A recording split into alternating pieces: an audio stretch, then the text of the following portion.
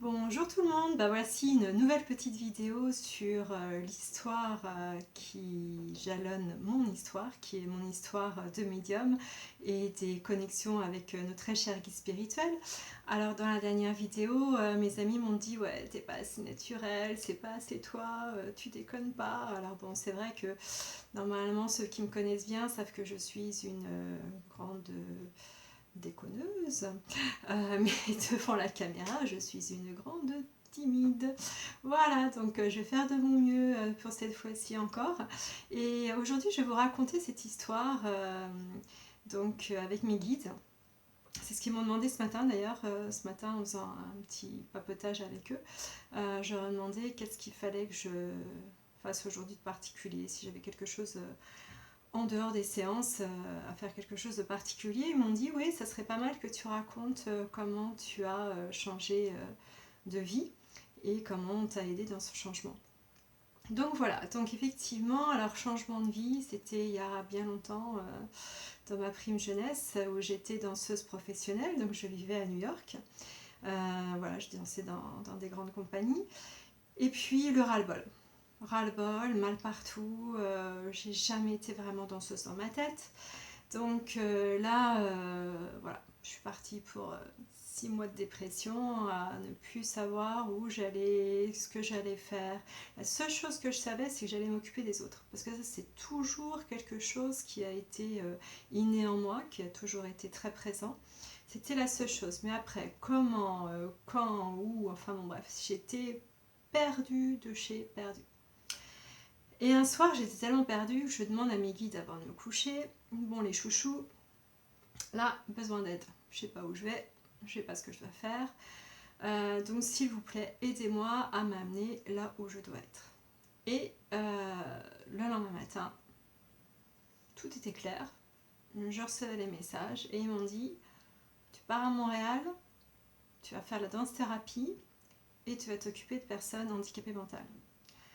Alors le tout me plaisait, hein. Le tout me plaisait, le handicap mental, super. J'ai toujours été attirée par les personnes handicapées mentales, donc ça me plaisait totalement. Montréal, pourquoi pas. Bon, rappelons-nous qu'à cette époque-là, il n'y avait pas Internet, donc la seule chose c'était pourquoi Montréal, à part le fait que ça soit francophone, que ce soit quand même plus facile pour étudier. Mais autrement, voilà. Et la seule chose qui me déplaisait quand même un petit peu, c'est qu'à cette époque-là, j'étais en couple avec mon futur ex-mari Grant, qui donc est un New-Yorkais. Et voilà, et je me suis dit, bon, il faut quand même que tu partes et que c'est pas génial au niveau du couple. Mais n'ayant que confiance en mes guides et suivant la petite voie interne, je me suis dit, allez, on y va. Donc en 2 mois, j'étais partie, où je suis arrivée là-bas au mois de février. Euh, la tempête de verglas. Alors c'est la tempête de verglas de je ne sais plus quelle année d'ailleurs, parce que moi je suis nulle avec les années. Une tempête de verglas, tout était bloqué à Montréal, c'est-à-dire qu'il n'y avait plus d'électricité nulle part. Moi, je suis arrivée par train, 10h30 de train pour faire New York-Montréal, et j'avais loué une petite chambre dans une sorte, à l'époque, on pourrait dire ça maintenant, Airbnb, enfin dans une sorte, non, c'était pas ça encore, c'était une sorte de foyer, maison d'accueil, enfin bon, bref. Et comme par hasard, le seul bloc où il y avait l'électricité, c'était là où j'étais. Tant mieux. Là-haut, ils ont dû se dire, elle est tellement frileuse qu'en plus, si on la met dans un bloc où il n'y a pas d'électricité, laisse tomber, elle va pas pouvoir tenir le coup parce que bon, Montréal a quand même moins 25, moins 30, voilà. Pas évident quand on est frileuse comme moi. Et puis voilà, donc j'arrive et bon, super, je suis là. Mais maintenant, comment je me débrouille? Qu'est-ce que je fais? Donc, je m'étais renseignée au préalable. Bon, j'avais vu avec l'université du CAM et il m'avait dit bon, faut faire de la danse-thérapie de toutes les façons. Il n'y a que l'université de Concordia, donc qui est une université anglophone à Montréal, mais il faudra une licence. Je ne l'avais pas. Donc, je décide dans ma petite tête de blonde de me dire ok, bah, je ferai une licence et puis après en danse pour avoir des équivalences, voilà. Et puis après, j'irai là où après, il fallait que je trouve ce fameux cursus de maîtrise d'art-thérapie.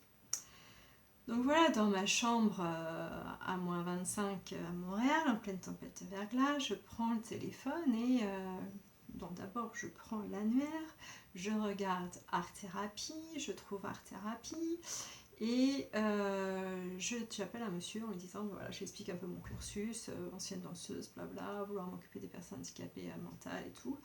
Et lui me dit bah, écoutez, ce soir il y a Johanna Bessac qui donne une conférence. Vous devriez aller la voir parce que nous on ne fait pas de danse-thérapie, mais vous devriez aller la voir et puis voir un petit peu ce qu'elle propose. Donc je vais à la conférence de Johanna Bay et il faut savoir que je suis une grande timide. Donc à la fin de la conférence, elle est entourée de plein de personnes et je vais timidement la voir en lui expliquant, en lui disant bah voilà, mon cursus de danseuse professionnelle et aussi qu'est-ce que j'ai envie de faire dans le futur, et je lui explique que j'ai envie de me diriger vers le handicap mental. Voilà, c'est ce qui me tient. Et là, notre chère Johanna Bay, qui était très intuitive, ce que je saurai plus tard, me regarde de la tête aux pieds et me dit ça vous intéresserait d'être mon assistante pour le programme de fin d'année d'art-thérapie, donc le cursus maîtrise. On va faire un spectacle, un musical, le Magicien d'Oz avec des personnes handicapées mentales, qui donc est le travail de personnes qui sont en fin de maîtrise. Mais elle me dit je vous prendrai bien une assistante. Ok, bah oui, j'ai même pas réfléchi, j'ai dit oui, bien sûr, il n'y a pas de souci, je veux bien. Et elle me dit la seule chose que vous aurez à faire, parce que je lui explique quand même que je n'ai rien de cursus au niveau des personnes handicapées, que je n'en ai jamais rencontré de ma vie, à part les personnes qu'on rencontre dans la rue, mais j'ai jamais eu d'interaction avec elles. Et elle me dit il y aura juste une chose que je vais te demander de faire, et si ça passe, je te prends comme assistante.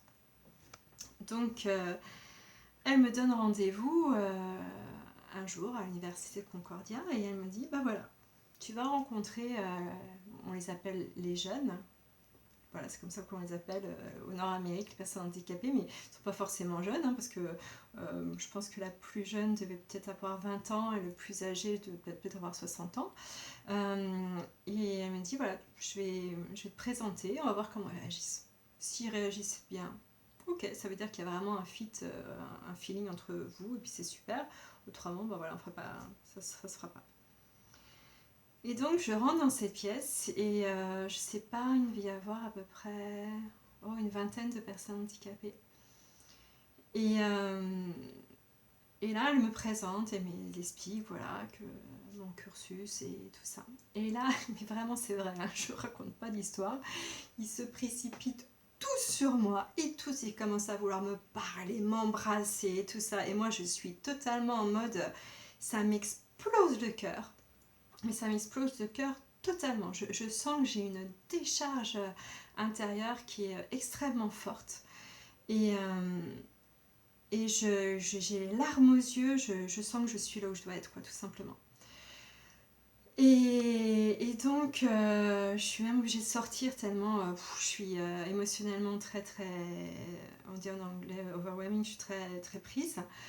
Et Johanna me regarde avec un petit sourire, me dit je m'en doutais, c'est bon, t'es prise. Voilà. Donc ça, c'est au niveau de l'université de Concordia. Et puis, en même temps, je me dis que je vais passer une audition pour rentrer en licence à l'université du Québec, de l'UQAM, le Québec à Montréal, pour avoir une licence, pour après pouvoir bifurquer vers la maîtrise d'art-thérapie de Concordia. Parce que Johanna Bay m'offrait cette chance extraordinaire d'être son assistante, mais il fallait quand même, je pensais, qu'il fallait que je fasse une maîtrise. Et à l'université de l'UQAM, bon, quand ils me voient, ils me disent bah écoute, ok, nous on te prend, il n'y a pas de souci, mais surtout on voudrait que tu deviennes prof. Donc on voudrait que tu sois prof de danse. Au niveau de la licence, donc tu ferais une sorte de. Tu serais élève en licence, mais en même temps professeur en licence aussi. Donc tout se mélange et tout ça, et je dis ok, bah super, super, ça me fait un job financier, c'est génial, je prends tout. Donc au niveau de l'université de l'UQAM, je commence avec Johanna Bay. Au bout de 15 jours, elle me donne le groupe à m'occuper pour en ce qui concernait la danse-thérapie. Alors je peux vous dire que je me suis mis un petit peu des gens ados qui n'ont pas forcément vraiment apprécié ben, voilà, pourquoi elle s'occupe alors qu'elle n'est même pas en maîtrise.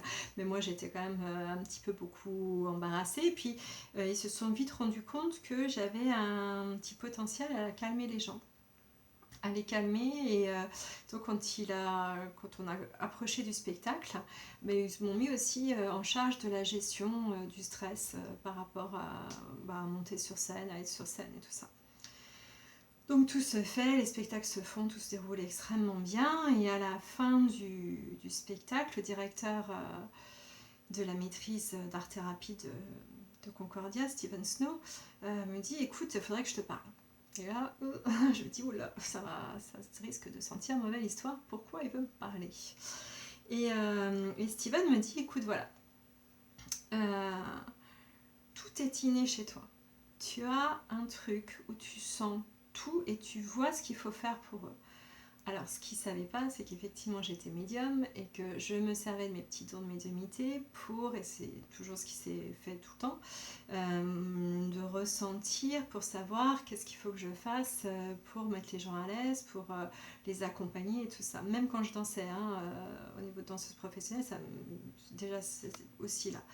Et donc, il me dit, bah voilà, tu rentres à New York, tu ouvres ton programme, mais surtout, t'étudies rien. Parce que si tu étudies quoi que ce soit, tu es foutu. Tout est tellement inné en toi, c'est vraiment, tout est là. Donc si tu étudies, ça va mettre un peu la pagaille dans ton cerveau. Donc vraiment, je te dis, tu rentres à New York. Si un jour quelqu'un te dit quoi que ce soit, parce que tu n'as pas de diplôme et tout ça, je me porte garant de toi. Et je serai toujours là pour te défendre. Grosse surprise, gros remerciement, ok super. Voilà, donc je décide quand même de finir ma licence à l'UQAM parce que j'avais commencé, donc autant la finir.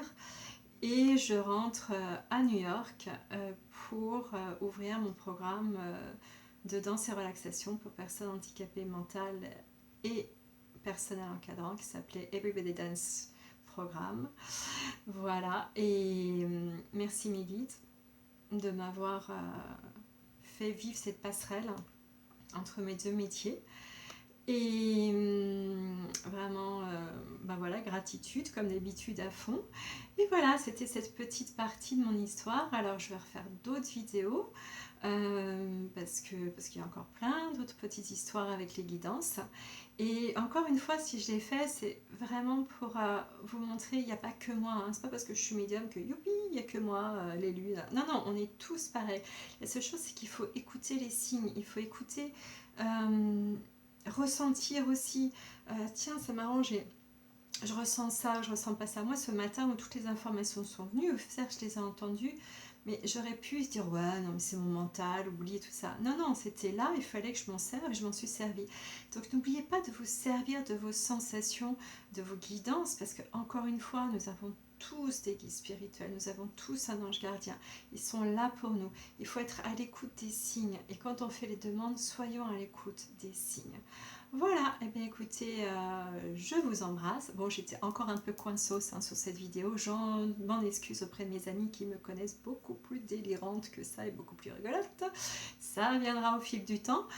Je vous embrasse tous bien fort. Je vous souhaite une belle, très belle continuation. Et puis, je vous rappelle donc mon site qui est le www.florenceleonard.com. Donc pour tout ce qui est séance d'accompagnement en développement personnel, soins énergétiques, communication animale ou juste pour échanger.